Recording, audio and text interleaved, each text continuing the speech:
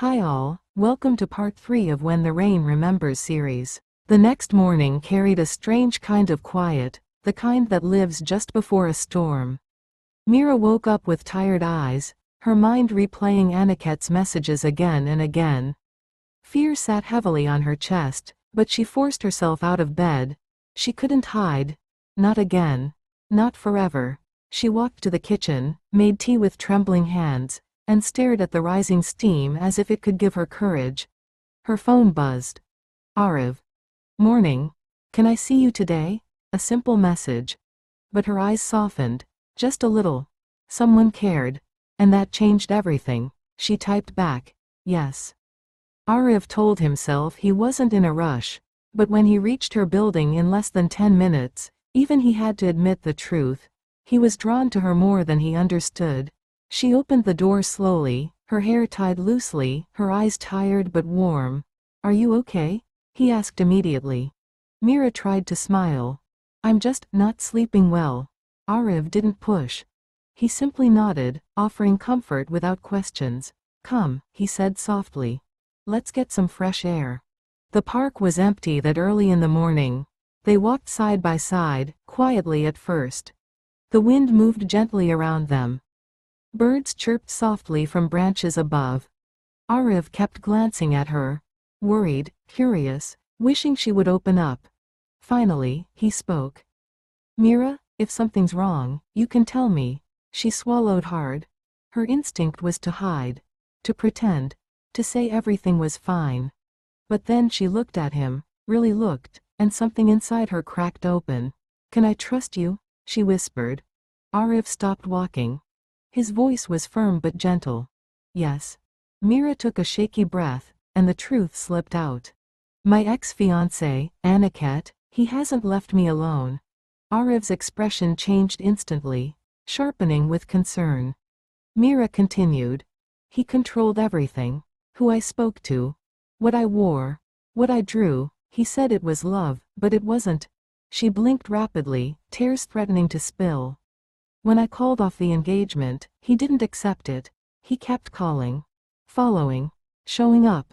Aarav's jaw clenched. Yesterday, he sent messages. He said he'd been watching. Her breath broke. For a long moment, Aarav didn't say anything. Then, slowly, he reached out and held her hand. Not tightly. Not possessively. But gently, as if reassuring her she wasn't alone. Meera, he whispered, no one should live in fear. And you're not alone anymore. I'm here. The wind carried the promise between them. Meera's eyes glistened. For the first time in months, she felt a sliver of safety. They sat on a bench beneath a large tree. Silence, but the comforting kind. Aarav watched her carefully, noticing the way she breathed shakily, the way her hand trembled in his. He turned slightly toward her.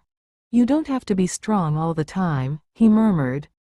Meera looked at him, her walls lowering inch by inch. I don't know how to, anymore. Aarav brushed a strand of hair behind her ear, a gentle gesture that made her heart stutter. Then lean on me, he whispered. Her breath caught. For a moment, the world quieted. Just the two of them, close, warm, fragile, and real. Aarav leaned in, slowly, giving her time to pull away. But she didn't. Their foreheads met. Softly. Not a kiss, not yet, but a promise of one. A promise of something more. Meera inhaled deeply, her voice trembling. Aarav, I'm scared. He whispered back. I know, and I'll protect you. From across the park, behind a stone pillar, Aniket. His fists were clenched, nails cutting into his palms. His breath was ragged. His anger, feral. How dare you, he hissed. He watched Meera's head rest lightly against Aarav's shoulder. He watched the closeness. The trust. And something snapped inside him. You think he can take you from me? His voice was venomous. You're mine, Meera. You always were. Lightning flashed in his gaze. This wasn't jealousy anymore. This was obsession. Aarav walked her home, his presence a shield around her. Before leaving, he said, I'm just one call away. Anytime. Day or night. Meera managed a small smile. Thank you, for today. He didn't say he cared. He didn't say he was falling. He didn't have to. It was written in the way he looked at her. That evening, as Meera sat at her desk sketching, the lights flickered. Then went out. Darkness swallowed the room. Her breath hitched. She stood slowly, reaching for her phone. Suddenly, a loud bang at the window. She screamed, stumbling backward. Shards of glass scattered across the floor. A stone rolled in. Attached to it, a note. With shaking hands, she unfolded it. 3 words. You're not safe. Her knees buckled. Her heart pounded violently. She grabbed her phone with trembling fingers and dialed the only number she trusted. Aarav, she whispered when he answered. Her voice cracked apart. I need you. Aarav didn't think. He ran. Through streets, past traffic, up the stairs to her apartment. He found her on the floor, shaking, glass everywhere. He didn't ask questions. He didn't look for explanations. He just wrapped his arms around her, holding her tight. Her face buried against his chest. Her breath uneven. Her tears hot. I'm here, he whispered repeatedly. I'm here. You're safe. She clutched his shirt as if he were the only anchor she had left. And for now, he was. Aarav called the police. They took statements, inspected the window, asked questions. Meera's voice trembled throughout, but Aarav stayed beside her, grounding her with his presence. The officers left with promises of patrol. But Aarav wasn't satisfied. Pack a bag, he said firmly. You're not staying here tonight. Meera shook her head. I don't want to trouble you. You're not a trouble, he said softly. You're someone I care about. She froze. The words hung between them. Aarav didn't try to take them back. After a long, silent moment, Meera nodded. Okay.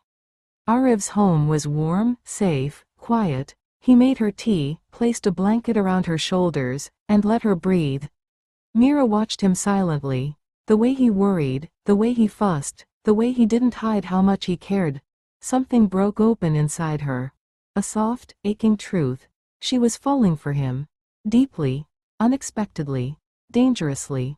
Later, as she sat on the couch, Aarav sat beside her and said quietly, You don't have to talk. Just rest. I'm right here.